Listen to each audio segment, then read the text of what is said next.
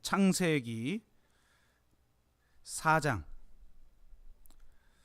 16절에서 원래 26절까지 다 읽어야 되는데 너무 길어서 좀 잘랐습니다. 16에서 18절과 25절, 26절 읽도록 합니다. 다 찾으셨으면 우리가 한 목소리로 같이 읽도록 하겠습니다. 같이 읽습니다. 가인이 여호와 앞을 떠나서 에덴 동쪽 노 땅에 거주하더니 아내와 동침함에 그가 임신하여 에녹을 낳은지라. 가인이 성을 쌓고 그의 아들의 이름으로 성을 이름하여 에녹이라 하니라. 에녹이 이랏을 낳고 이랏은 무후야엘을 낳고 무후야엘은 무두사엘을 낳고 무두사엘은 라멕을 낳았더라. 라멕이 두 아내를 맞이하였으니 죄송합니다. 저도 헷갈리죠. 요즘 25절입니다. 아담이 다시 자기 아내와 동침함에 그가 아들을 낳아 그의 이름을 셋이라 하였으니 이는 하나님이 내게 가인이 죽인 아벨 대신에 다른 씨를 주셨다 함이며 셋도 아들을 낳고 그의 이름을 에노스라 하였으며 그때에 사람들이 비로소 여호와의 이름을 불렀더라. 아멘.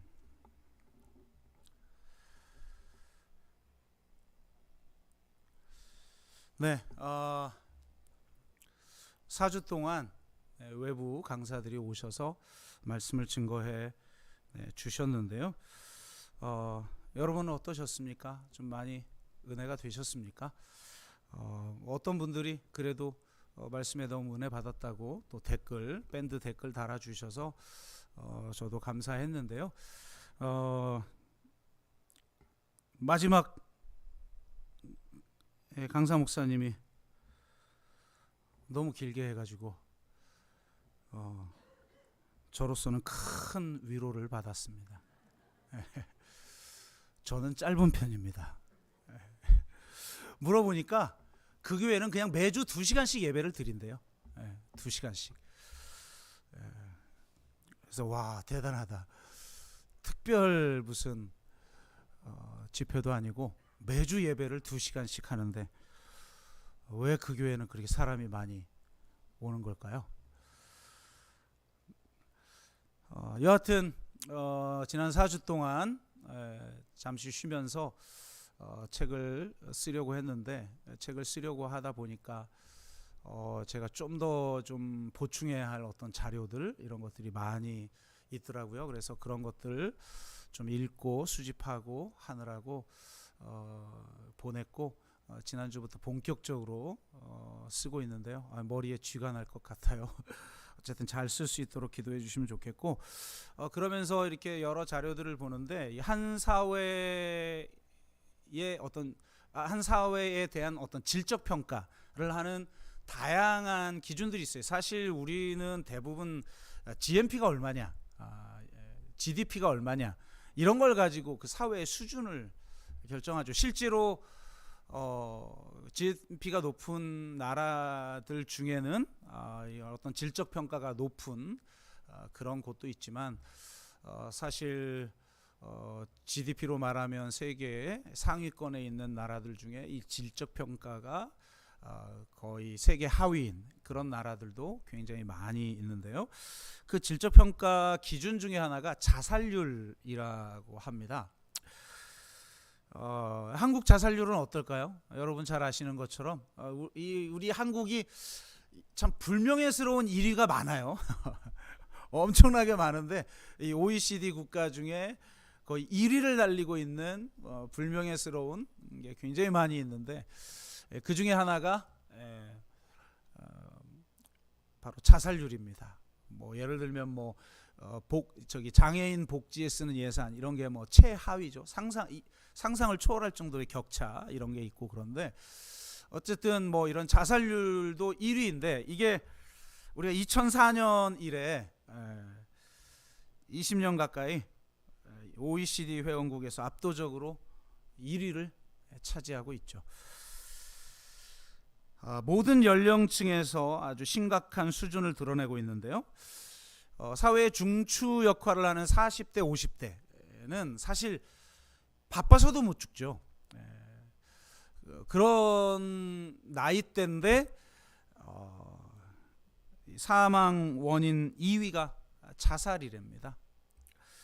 그리고 노인들의 자살 증가율은 다른 연령의 자살 증가율보다, 그러니까 증가율이에요, 5-6배 정도 높다고 하죠.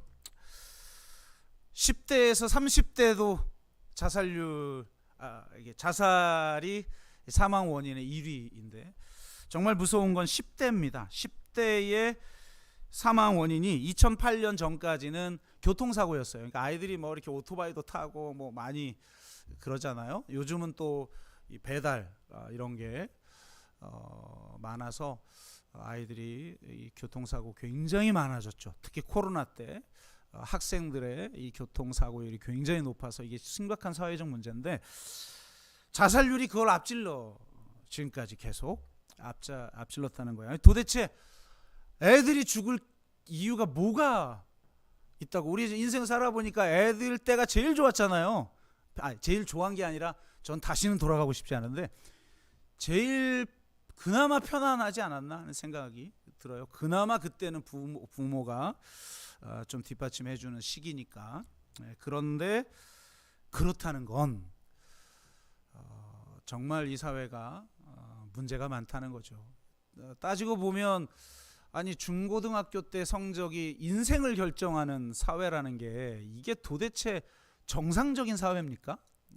말이 안 되는 사회죠. 근데 그게 현실이니까 부모들은 자녀들을 닥달할 수밖에 없고 아이들은 인생의 의미를 찾을 수 없어서 어쩔 수 없이 압력에 못 이겨 그렇게 살아가지만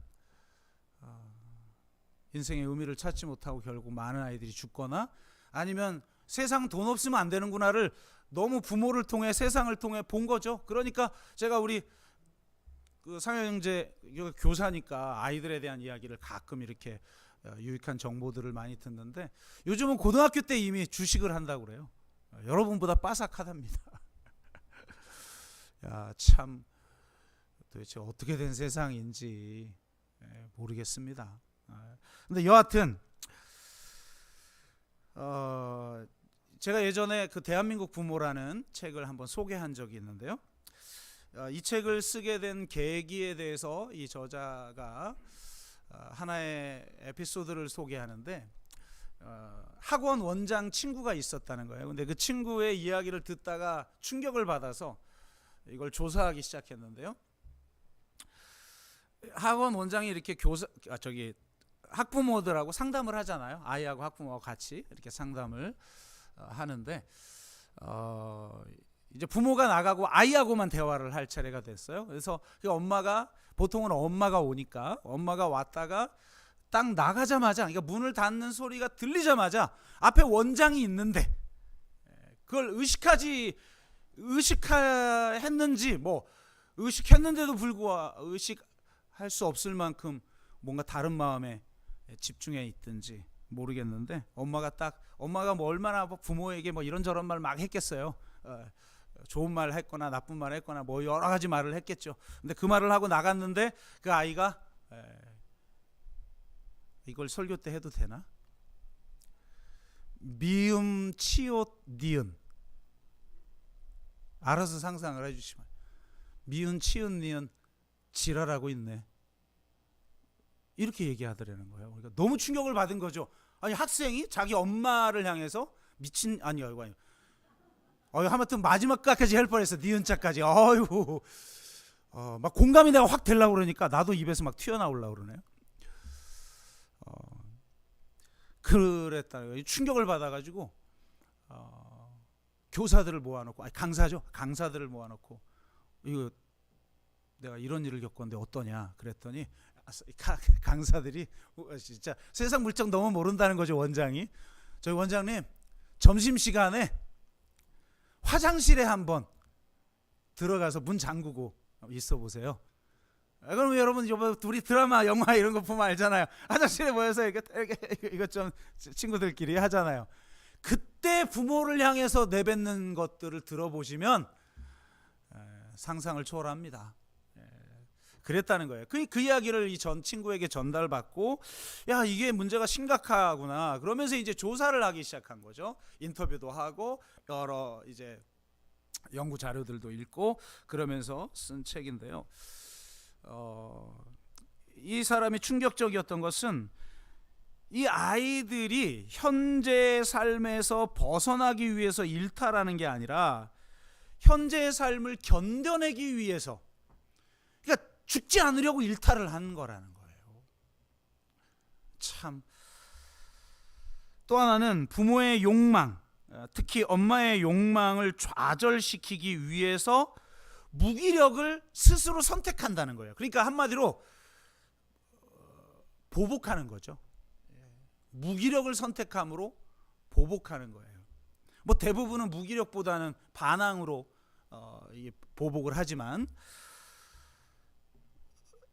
심지어는 똑똑한 아이들에게도 이런 현상이 나타나는데 그들에게는 주로 정서적 발달 장애가 나타난다고 합니다.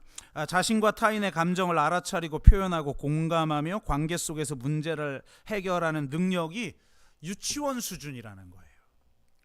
참 이게 심각한 거죠 지금. 가장 큰 문제는 바로 속이 텅 비어 있다는 겁니다. 그러니까 부모가 심어놓은 어떤 목표는 있는데 자신이 무엇을 하고 싶고 어떤 삶을 살고 싶은지를 모른다는 거죠. 부모가 심어준 성공한 삶에 대한 욕망은 있는데 자기 삶에 대한 욕망이 없다는 겁니다. 이 책은 이런 현상의 원인을 아이를 통해 대리만족을 얻으려는, 이렇게 표현해요. 아이를 삼키는 엄마와 가정에서 자기 자리가 없는 찌질이 아빠. 듣는 찌질이 아빠 참 속 터지는데요. 찌질이 아빠 그리고 좋지 않은 부부관계 때문이다 라고 분석을 합니다. 물론 저는 좀 아쉬운 점이 있어요. 왜냐하면 이걸 한 개인의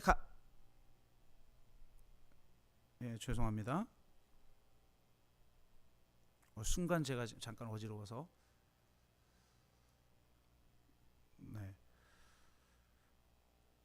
이거를 이 개인의 한 가정의 문제로만 본다는 건 좀 아쉬운 점이죠. 왜냐하면 사회적인 혹은 문화적인 그리고 구조적인 문제들을 외면한 채 개인을 탓해봤자 이게 뭐 바뀝니까? 이게 바뀌기가 어렵죠. 그런 안타까운 점은 있지만 또 부정하기도 어려운 진단이라는 거예요. 또 하나 우리가 주의 깊게 살펴야 할 것은 자살 문제와 기독교와의 관계인데요. 이 자살 연구의 독보적인 존재로 인정받는 에밀 뒤리켐이 역설적인 문제 제기를 해요. 이 뒤리켐이 자살에 대해서 연구를 할 때 근본적으로 가지고 있었던 문제의식이 뭐냐면, 한 사회의 자살률 상승이 그 사회의 도덕성 타락, 단도직입적으로 말해 종교가 타락하여 무용지물이 되어버린 사회 해체적 병리 현상을 상징적으로 보여준다는 거예요. 이 문제를 깊이 천착한 곽혜원 박사는 이 뒤리켐의 진단이 사실은 한국 사회에 가장 정확하게 일치한다는 겁니다. 특히 한국 개신교가 영성과 도덕성과 공동체성을 상실해 버렸기 때문에 한국 사회에 아노미를 부추김으로 말미암아 자살이 증가하는 현상의 또 다른 원인 제공자로 비판받고 있다고 보았어요. 무엇보다도 당혹스러운 현실은 그리스도인의 자살률도 비슷하다는 겁니다. 곽효연 박사는 사회 양극화의 부조리 속에서 예기치 못한 여러 악재, 그러니까 여러분 사실 내가 게을러서 고난을 당하거나 또 내가 게을러서 도덕적으로 문제가 있어서 어려움을 당하거나 또 가난해지는 게 아니죠. 지금 사회는 그런 사람들 일부 있겠으나, 여러분 예를 들어서 제가 아는 목사님들 중에 그 코로나 터지기 직전에 개척을 하신 분들이 있어요. 2년 동안 사람이 안 찾아오는데 어떻게 교회가 자립이 가능합니까? 그리고 자영업 오픈한 분들도 얼마나 많았어요. 매년 있으니까. 그런데 방역 지침에 따라 우리 뭐 어떻게 해볼 수가 없는 건데요. 그러니까 그런 악재들을 만나 살아갈 용기와 희망을 잃어버린 일련의 그리스도인들이 그동안 자신들의 실존을 지탱하는 지지기반이었던 기독교 신앙의 신뢰도 추락과 함께, 그러니까 사회만 우리 기독교에 대한 신뢰도를 갖지 않는 게 아니라 이제 우리 자신들이 기독교 자체에 대한 신뢰도를 갖지 않게 되었다라는 거예요. 무서운 일이죠. 그러니까 이런 추락과 함께 심리적 안오미를 경험하게 되고, 이는 결과적으로 실존의 위기로 이어져서 자포자기적인 절망 속에서 생명의 끈을 놓게 되는 일이 일어나게 된 거라고 분석을 한 거예요. 이 곽 박사는 특별히 세상에서의 성공과 출세, 부귀 영화를 하나님의 축복으로 선포하는 가운데 예수 그리스도의 고난과 십자가를 외면하는 한국 교회의 잘못된 어떤 목회 철학과 신앙 생활, 또 이와 직결된 신학자들의 번영의 신학이 성도들로 하여금 실패와 고난을 이겨내지 못하고 자살로 이끌었다는 비판도 심각하게 제기되고 있다는 거예요. 세상에서 명성을 얻고 성공할 때는 하나님의 축복을 받았다고 생각하고, 세상 일에 실패하면 하나님께 버림받았다고 느끼게 하는 이 한국 교회의 이 잘못된 설교와 신학과 신앙의 문화, 이것이 많은 성도들을 자살로 이끌고 있다, 이렇게 진단을 하고 있다는 겁니다. 정말 부정하기 어려운 진단이죠. 과연 지금 세상의 10대, 20대들의 형편이 이러한데 과연 기독교는 희망을 주고 있는가? 아니, 뭐 멀리까지 갈 필요 없이 우리는 우리 자녀들에게 희망을 주고 있고 길을 내어 주고 있는가? 우리 자녀들은 우리를 본받아 신앙의 길을 가고 있는가?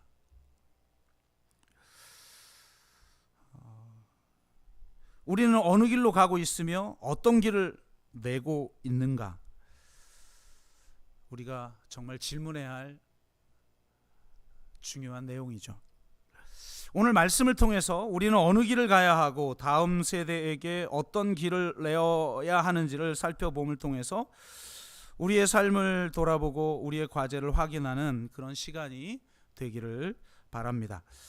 여러분, 가인이 아벨을 죽인 사건이 이제 우리가 한 달 전에 나눴는데요. 이 사건이 벌어진 이후에 4장 5장에 걸쳐서 긴 족보가 나와요. 그러니까 족보 형식으로는 5장에 나오지만 4장 후반부도 하나의 족보를 우리에게 보여주고 있는데요.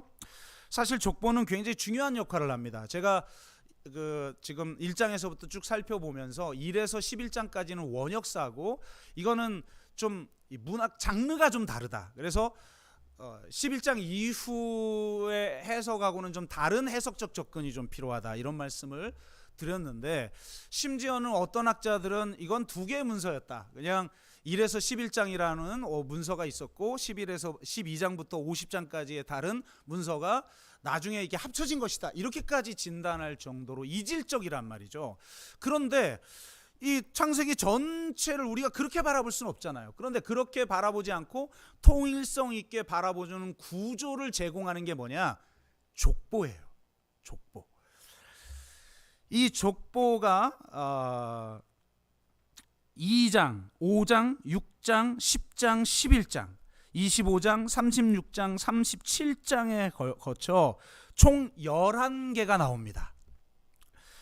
바로 이 족보가 창세기를 하나의 통합체로 만들어주며 1에서 11장이든 12에서 50장이든 하나님이 동일한 관심 속에서 동일한 언약 가운데 하나님의 구원의 역사를 이루어가고 계심을 보여주고, 창세기가 통일성이 있는 그런 책임을 우리에게 제시해주고 있다는 거예요. 그래서 이 족보는 굉장히 중요한 기능들을 하고 있는데, 4, 5장의 족보는 좀 독특하다는 겁니다.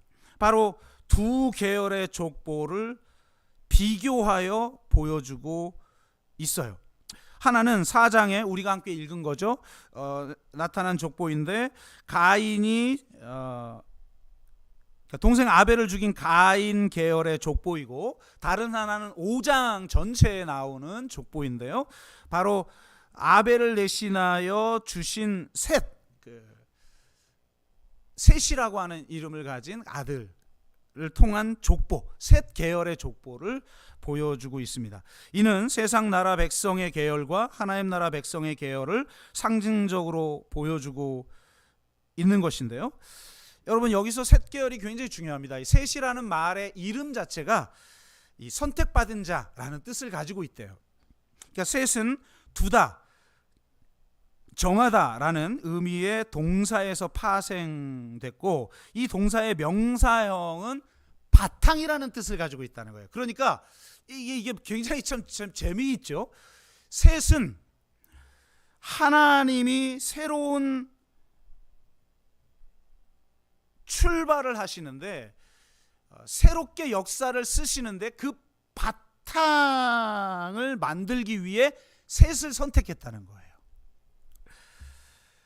인간이 망쳐놓은 역사, 그것을 그냥 내버려 두지 아니하시고 인간을 사랑하사 다시 이 인간 세상을 회복하기 위해서 새로운 역사를 시작하기 위해서 셋을 선택했다는 거예요.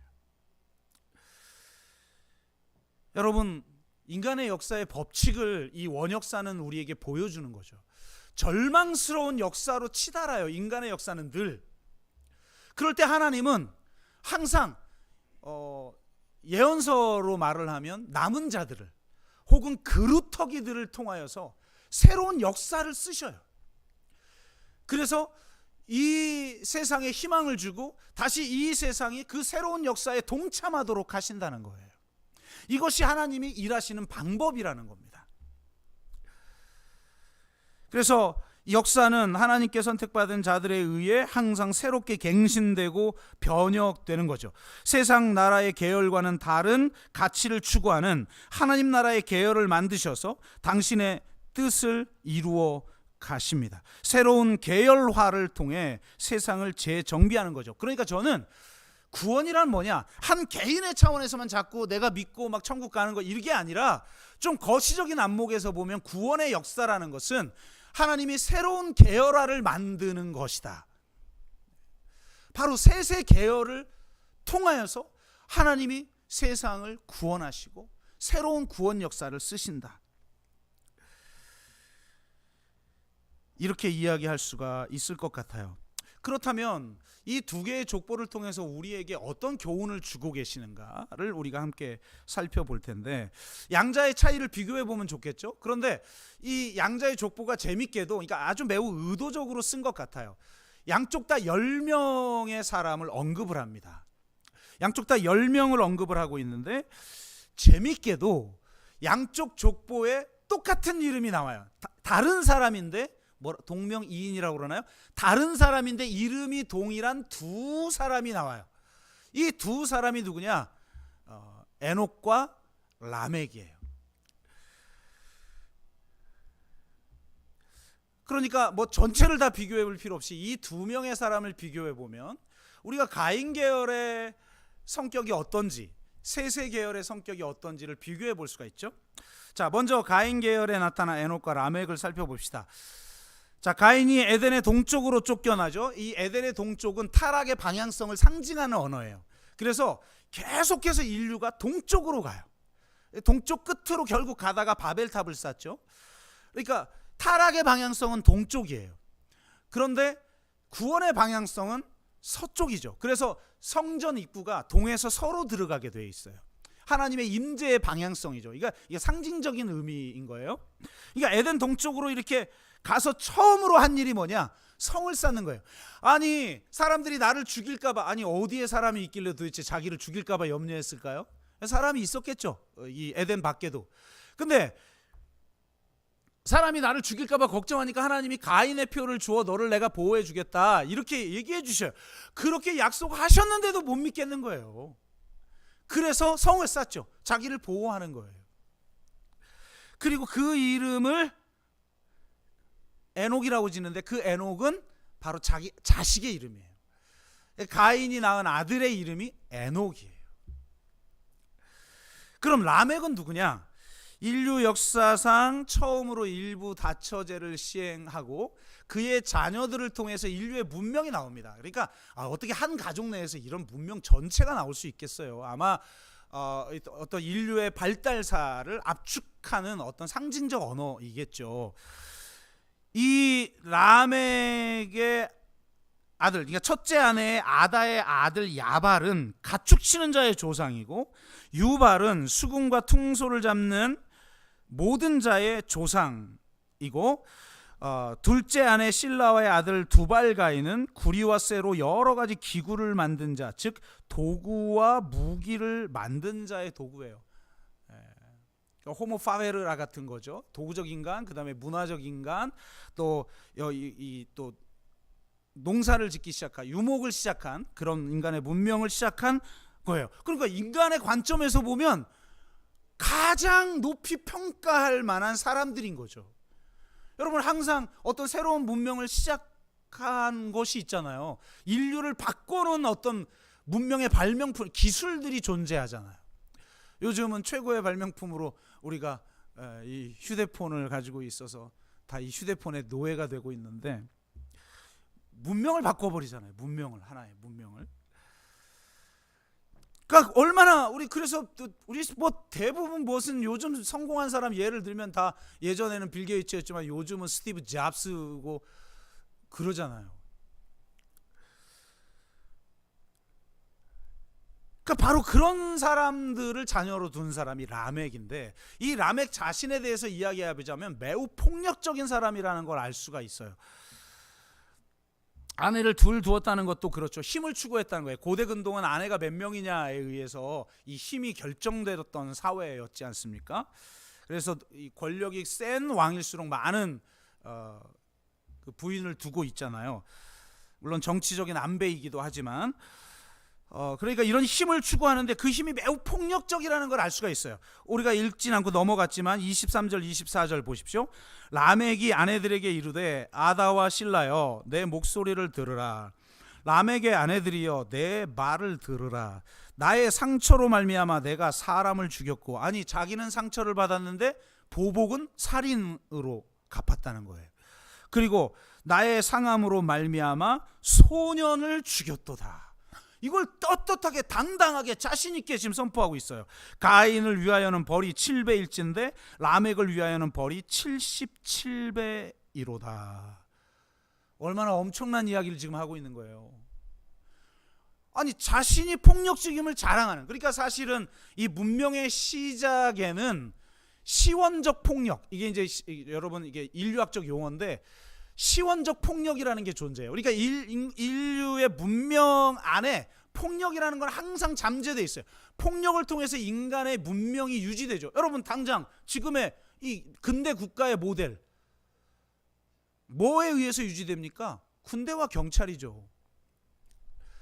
폭력을 독점한 어떤 조직으로 지금 그나마 지금 안정된 삶을 우리가 누리고 있는 거 아니에요? 그러나 그게 없다고 쳐봐요.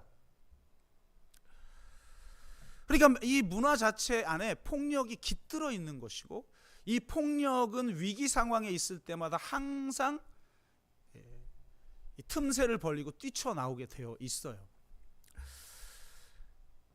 그러니까 그런 인류 문명의 어떤 본질을 이렇게 한번 보여주고 있는 것인데, 정말 무서운 것은 이 폭력을 합리화하고 있다는 거예요. 그러니까 인간 사회는 이 합리화 없이는 존재할 수가 없는 거죠. 그러니까 어떤 국가나 제국이든 이데올로기라는 게 반드시 필요한 겁니다. 그런데 너무 무서운 거는 이게 하나님이 하신 말씀을 자기한테 적용을 하면서 합리화를 한다는 거예요. 여러분, 가인이 죄인임에도 불구하고 가인이 두려워하자 가인에게 표를 주고 내가 너를 보호해 주겠다, 이 약속이잖아요. 가인을 위하여는 7배. 그러니까 야, 너희들에게 7배의 징벌이 있을 거니까 가인이 아무리 죄를 범했다 할지라도 그를 죽이지 마. 그래서 원천적으로 폭력을 차단해 버린단 말이에요. 그런데 그런 하나님의 말씀을 가지고 자기한테 적용하면서, 야, 가인을 위해서는 7배라고 얘기했지만 라멕을 위해서는 77배야. 그러니까 니들 까불면 죽는 수가 있어. 사실 세상의 원리 아니에요? 여러분, 정치학을 공부하는 사람이 반드시 거치는 게 마키아벨리의 군주론이에요. 지도자를 보면서 권력 의지가 있냐? 그걸 평가하잖아요. 그걸 놓고 우리가 대선 후보 뽑을 때도 어떤 권력 의지를 가졌냐? 그게 마키아벨리즘에서 말하고 있는 건데, 그 마키아벨리즘에서 뭐라고 그래요? 군주를 향해 이거 뭐 저기 시민들을 사랑하고 뭐 국민들을 사랑하라, 그런 쓸데없는 소리 하지 마라. 당신들이 사랑하면 대든다. 질서를 유지하려면 사랑을 하지 말고 폭력을 행사해야 된다. 두려움을 줄 알아야 된다는 거예요. 두려움이 사람들에게 질서를 주는 거지 사랑이 질서를 주는 게 아니다. 이게 이제 마키아벨리즘의 군주론에서 이야기하고 있는 핵심적인 주제 중에 하나잖아요. 그러니까 이걸 하고 있는 거예요. 지금 이게 라멕이. 그러니까 이 세상의 정체를 성경을 읽어보면 와, 기가 막혀요. 막 인류학을 공부하고 사회학을 막 공부하다가 성경을 딱 보면 아니 이게 성경에 이미 다 나와 있네, 이런 생각을 너무 자주 하게 되는 거죠. 그래서 여러분, 이게 이 원역사를 이렇게 읽어보면 죄가 발달하는 최종 단계, 그러니까 이 노아를 통해서 이제 그러니까 엄청난 심판이 임하게 되는데, 그 심판이 임하기까지 죄의 발달사를 보면 최종 안착지가 뭐냐? 기만의 죄예요. 기만의 죄. 하나님의 말씀까지 자기의 폭력을 정당화하는 데 사용하는 이 기만의 죄. 무서운 거죠. 그래서 이 기만을 깨트리지 않는 한, 그러니까 여러분, 말씀을 제대로 알고 자기 성찰과 고민을 할 수 있는 사람이 돼야 돼요. 안 그러면 나도 모르게 나는 하나님 믿는다고 하지만 그 길하고는 다른 길을 갈 수도 있는 거예요. 이게 무서운 거예요. 지금 한국교회가 이 모양이 된 게 그런 거 아니에요? 다 하나님 잘 믿는다고 생각했는데 그 결과가 지금 이게 뭐냔 말이에요, 도대체. 지금 다음 세대들 다 지금 교회를 떠나고 있고.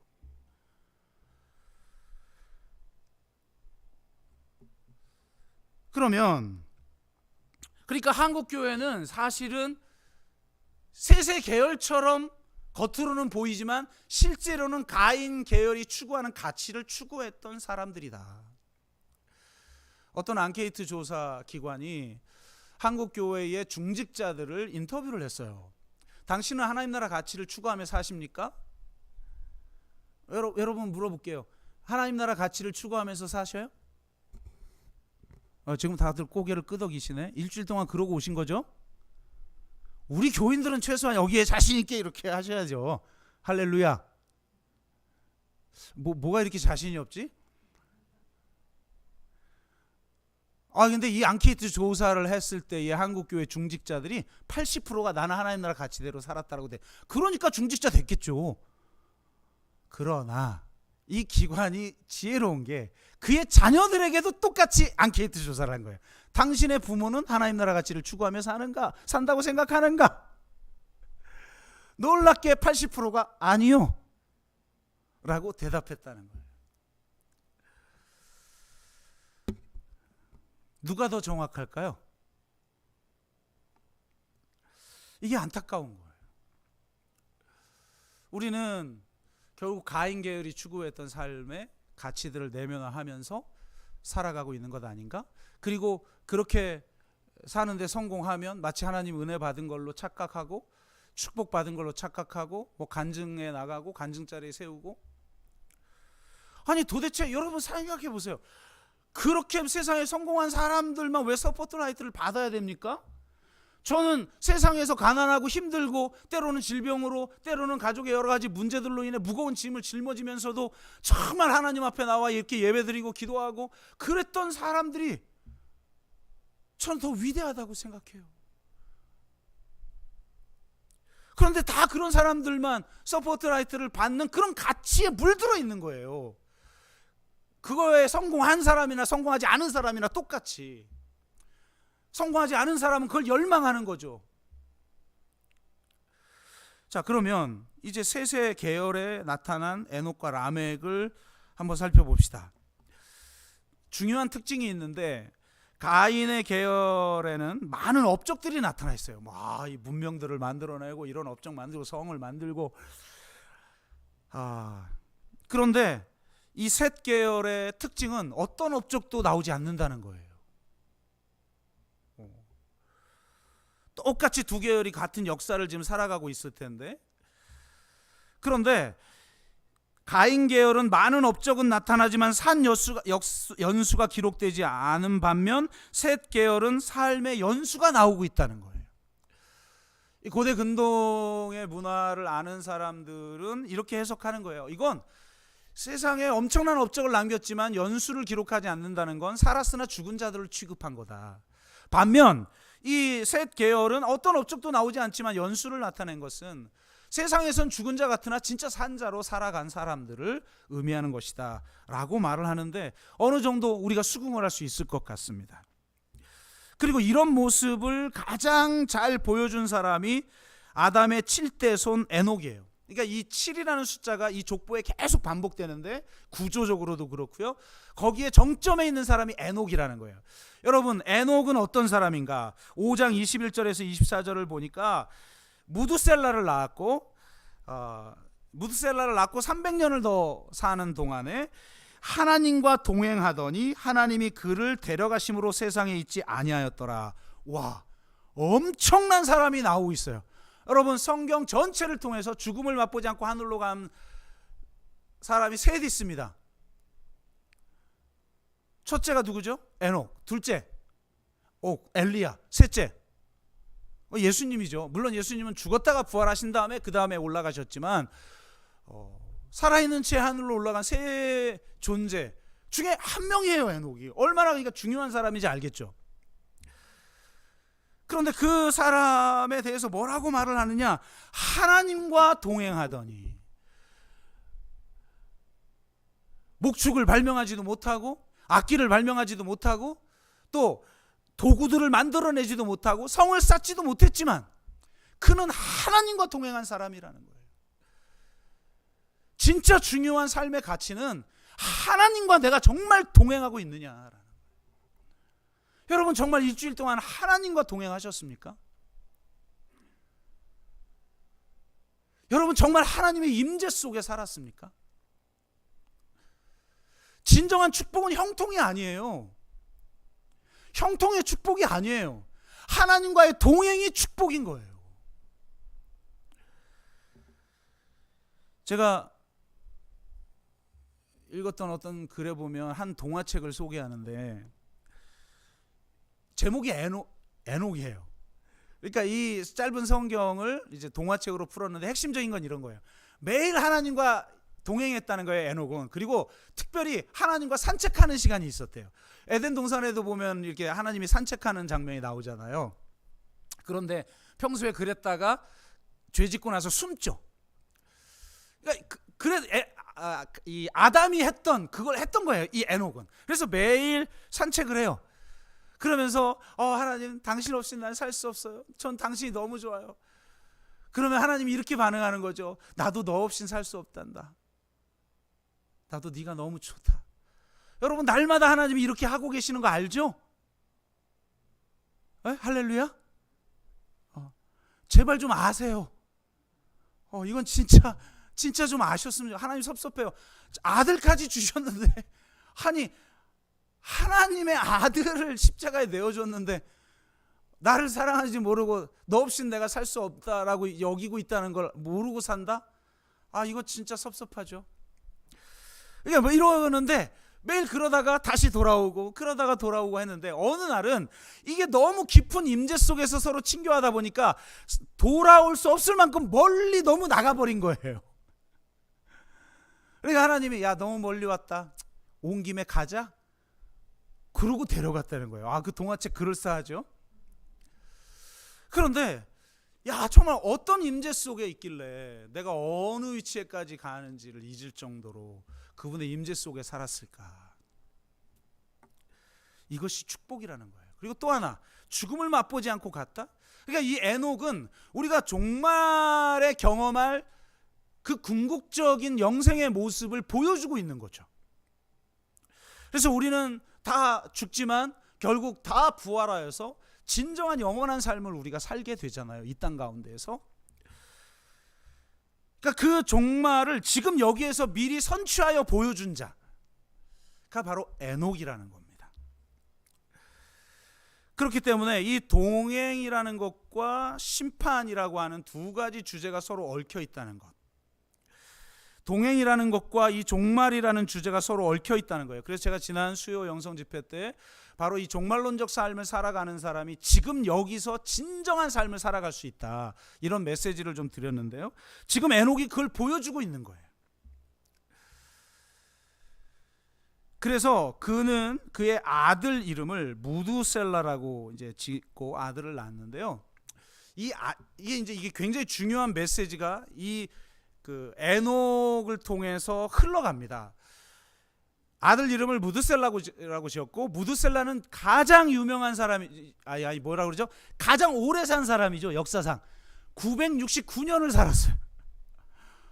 아휴, 늙은 채 900년을 살진 않았겠죠. 서서히 늙었겠죠. 어쨌든 969년, 너무 오래 사는 것도 아닌 것 같아요. 그냥. 여러분 너무 오래 살지 마세요. 이렇게 말하면 또 아직 죽을 때 안 됐으니까 내가 이런 말 하지, 그때 되면 또 나도 더 살려고 할 거예요 아마. 근데 좀 적당히 사는 게 좋을 것 같아요. 저는 기도하고 있어요. 지금 너무 오래 살지 않게 해주시고 적당하게 살다가 깔끔하게 갈 수 있게 해달라고.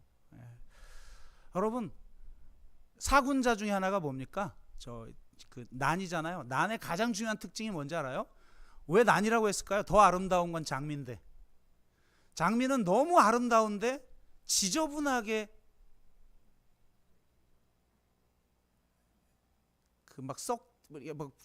이렇게 썩다가 그냥 사라지죠. 나는 그 아름다운 자태를 유지한 상태에서 똑 떨어져 죽습니다. 장미처럼 죽지 말고 난처럼 죽으시길 바랍니다. 하여튼 그렇게 기도하고 있어요. 뚝 떨어지, 그 자태를 유지한 채 뚝 떨어지게 해주옵소서. 근데 어쨌든 969세를 살았는데요. 뜻이 창을 던지는 사람이란 뜻이에요.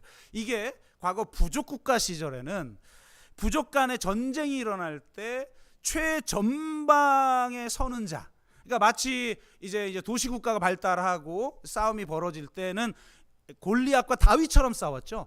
그러니까 1대1 맞짱 떠서 한쪽 장수가 이기면 상대자가 완전히 그냥 질이 멸렬해 버리잖아요. 그러니까 그런 역할, 부족 국가 시절 그런 역할을 했던 사람이 이 창을 던지는 자라는 거예요. 그러니까 만약 그가 죽으면 그 부족은 전멸이죠. 그러니까 신의 심판이 임하는 거예요. 그러니까 이 무두셀라라는 이름 안에는 내가 죽으면 심판이 임한다라는 거예요. 그럼 이 뜻이 어떻게 성취되어졌는가를 좀 보면, 무드셀라가 969세를 살았는데요. 그의 자식이 드디어 이 라멕이 나옵니다. 라멕입니다. 무드셀라의 아들이 라멕인데 몇 살 때 나왔냐? 187세. 그리고 이 라멕이 드디어 노아를 낳았는데, 노아를 낳을 때가 182세예요. 그러면 무드셀라가 969세를 살았으니까 살아있을 때 노아가 태어난 거 아니에요. 그러면 이 노아가 태어날 때가 몇 살 때게요? 무드셀라? 아까 두 개를 합쳐보세요. 그럼 369세. 369세 때 태어났어요. 그러면 노아가 369세 때 태어났으니까 무드셀라가 죽으면 심판이 임한다고 그랬는데, 그러면 무드셀라가 노아 몇 살 때 죽었냐? 라는 거예요. 바로 600세 때 죽습니다. 노아가 600세 때 라멕이 죽는데, 무서운 것은 홍수 심판이 노아 몇 세 때 임하느냐? 600세 때 임합니다. 그러니까 라멕이 죽자 심판이 임한 거예요. 이게 엄청난 일이죠. 엄청난 일이에요. 그러니까 라멕은, 자 보세요, 에녹을 통해 무드셀라를 통해서 이 얘기를 들었을 거 아닙니까? 다 할아버지가 살았을 때 태어나거든요. 나이상. 왜냐하면 워낙 오래 사니까. 다 이렇게 태어났는데 라멕은 바로 이런 종말론자, 아버지가 죽으면 종말이 임하는 거, 심판이 임하는구나. 그럼 심판이 임해서 끝장나 버리는 게 아니라 하나님의 구원의 새로운 역사가 일어나길 원했던 거예요. 그래서 하나님, 내 자녀에게 심판이 임한다면 당신이 내 자녀도 죽고 이 세상이 그냥 전멸되는 그런 심판이 아니라 새로운 하나님의 구원의 역사가 시작하는 심판이 되게 해주십시오. 그렇게 기도했을 거라는 거예요. 그래서 그 라멕이 아이가 태어났을 때 그 이름을 뭐라고 졌는가? 노아라고 칩니다. 노아의 뜻이 뭡니까? 위로라는 뜻이에요.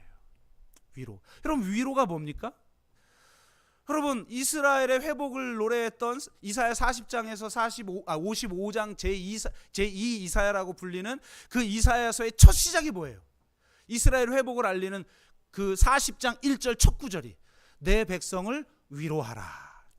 여러분, 시므온이 아기 예수를 만나서 아기 예수에 대해서 예언을 하죠. 그 시므온에 대해서 뭐라고 설명해요? 이스라엘의 위로를 기다리는 자라. 그러니까 이 세상이 절망스러울 때, 요즘 아이들이요 기후 우울증에 걸려 있대요. 날씨가 너무 이상하잖아요. 지금 우리 과일이 다 북상하고 있잖아요. 그러니까 이 세상에 지금 제일 기뻐할 나라가 러시아래요. 기후가 위로 올라가니까 얼어있던 동토가 녹아가지고 농사를 지을 수 있게 되니까. 그런데 세상은 지금 말도 안 되는 지금 현상들이, 아니 이건 지금 본격적인 기후 위기가 아니에요, 여러분. 최소 2030년 지나야 되고 2050년 때 되면 그 6번째 멸절이 이루어질지도 모른다라는 예측을 기후학자들이 하고 있는 거예요. 그런데 지금부터 벌써 이게 기후가 너무 이상하잖아요, 지금. 그러니까 우리가 아무리 노력해도 안 되는 거죠. 여러분, 과연 될까요? 우리 자녀들에게 이 기후가 안정적인 그런 세상을 우리 물려줄 수 있을까요? 과연 될까요? 진짜 제가 공부를 하면 할수록 이번 한 달 동안 더 일부러 제가 공부를 좀 했거든요. 그래서 기후 위기 문제 공부하고 탈성장 관련된 담론 공부를 했는데 너무 내가 공부 안 할 걸 그랬어요. 절망스러워. 이거 안 될 것 같다. 안 될 것 같다. 이게 굉장히 두려운 거예요. 그래서 제가 오죽하면 이번에 기획하고 있는 책 이름을 바꿔버렸어요. 탈성장 교회라고. 이 기독교부터 근본적인 패러다임이 바뀌지 않으면 이거 우리 다음 세대한테는 이 세상 물려줄 수도 없겠구나. 정말 무서운 위기감을 우리가 가져야 되는데, 정말 세상이 그럴 때 정말 이 세상에 위로를 주고 이 세상에 희망을 줄 수 있는 사람, 그 사람이 되기를 원했던 거예요, 라멕은. 그래서 자식의 이름을 노아라고 지은 거예요.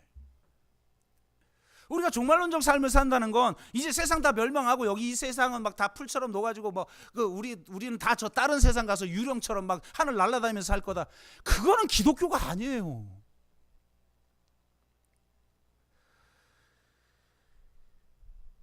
정말 이 세상 가운데 하나님 나라의 희망을 제시해 줄 수 있는 사람들로 우리가 살아가야 된다는 거예요.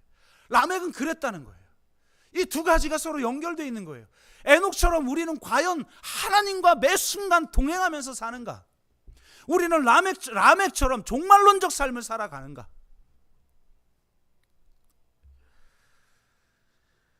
가인의 계열처럼 이 세상에 위대한 업적을 남기지 못했다 할지라도 우리는 하나님과 동행하며 이 종말론적인 삶을 살아감으로써 이 세상의 위로를, 우리는 모두 이 세상의 노아가 되어야 하는 거예요. 새로운 하나님의 역사를 써나가는 사람이 되어야 하는 거예요. 우리는 별 볼 일 없이 살 수도 있어요. 저 가인 계열처럼 뭔가 대단한 걸 만들어내지 못하고 그럴 수도 있어요. 그러나 우리는 우리의 삶을 통해 이 세상의 노아가 되어야 해요. 이 세상의 위로가 되어야 해요. 새로운 길을 열어가는 사람이 되어야 해요. 그런 삶의 모습을 보여주어 우리의 자녀들이 우리 때보다 더 위대한 하나님의 역사를 펼쳐갈 수 있도록 해야 합니다. 쉽지 않아요. 쉽지 않아요. 정말 쉽지 않습니다, 여러분. 목사인 저도 제일 어려운 게 자식 농사인 것 같아요. 그냥 우리가 정말 저는 기도 안 하면 안 될 것 같아요. 제가 지난 수요 영성 집회 때도 제가 요즘은 종종 듣는 기도의 시간, 가장 본질적인 기도가 듣는 기도니까 우리가 하나님 앞에 부르짖어 기도도 하지만 특정 시간대에 지금 반복적으로 듣는 기도를 하고 있는데, 제가 정말 하나님 앞에 간절하게 자식에 대해서 물었어요. 하나님이 너무 감사하게 내가 너희들 자녀들 책임진다고 했지 않냐, 근데 너 왜 이렇게 못 믿냐, 이 말씀을 하시더라고요. 제가 얼마나 위로가 되는지 몰라요. 눈물이 뚝 떨어지더라고요. 그 정도로 쉽지 않아요. 그러니 우리가 정말 정신 차려야 돼요. 우리가 정말 에녹처럼, 우리가 정말 라멕처럼 그렇게 살아내지 못하면 우리 다음 세대는 더 이상 희망이 없습니다.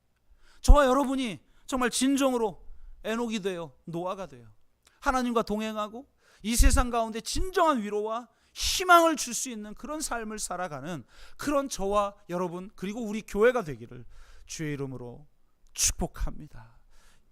우리가 찬양하고 기도합시다. 저도